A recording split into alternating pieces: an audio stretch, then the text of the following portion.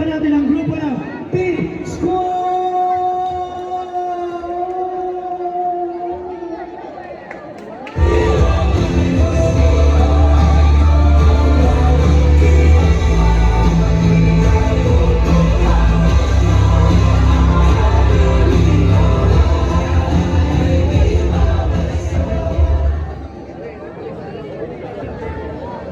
Pilipinas, pasok sa listahan ng mga pinakatiwaling bansa sa Southeast Asia. Ikatlo na ang bansa sa mga may pinakamababang marka sa talamak na korupsyon. Mula sa flood control projects hanggang sa issue ng maletang pera. Malalim na ang problema ng korupsyon na sumasakal sa ekonomiya ng Pilipinas. Inilagay ang bansa sa ikatlong pwesto sa hanay ng mga sinasabing pinakatiwaling bansa sa rehiyon.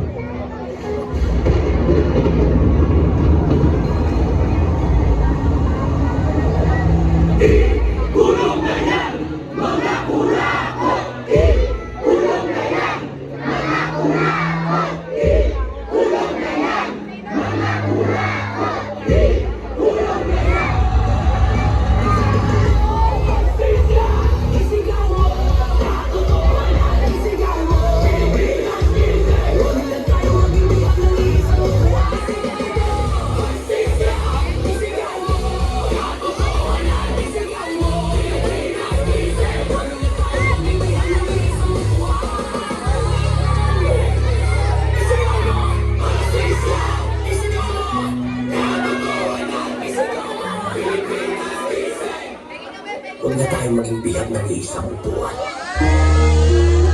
Tuusin, hindi lang naman kaming mga kontraktor ang nakikinabang dito.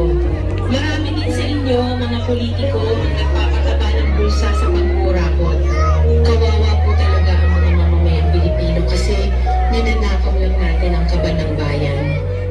Sinong umaahon tayo ba? O sila? Manangiti nila habang nakalubog ka pa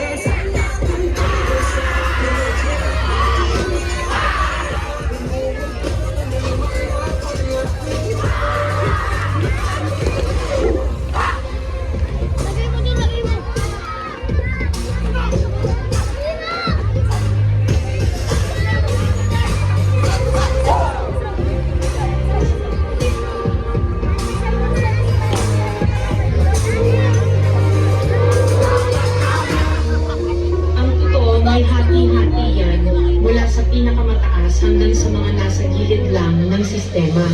Sa patuloy na pagdinig sa Senado, hindi naman ang proyekto ng gobyerno. 191 project. Pati natin ginagawa, paulit-ulit na lang. Ito ang aking simula. Simula na simula, bakit wala? Natatapos sa masipag, lagi nagpud na stress ng sapatos. Ilang beses na ako, ilang beses na ako. Bakit natin subukan at tulungan at umahagi sa bigat ng matagal na natin pasarap tayo.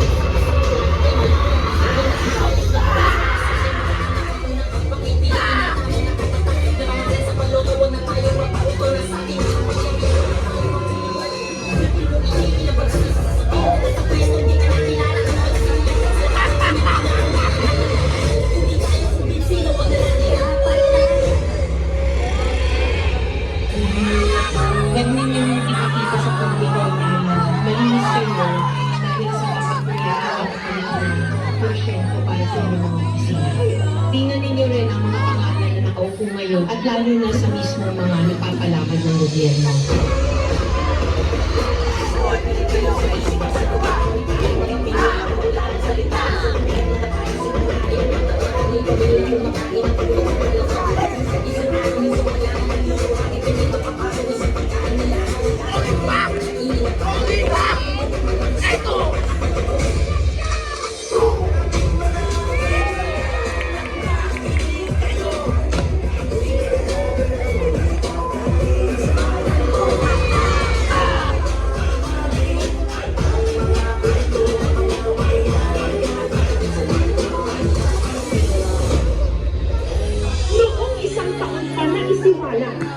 Na may mga mali-malitang pera o name basura na i-deliver daw sa ilang mga politiko.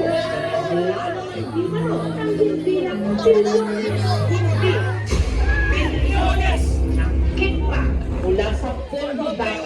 bayan.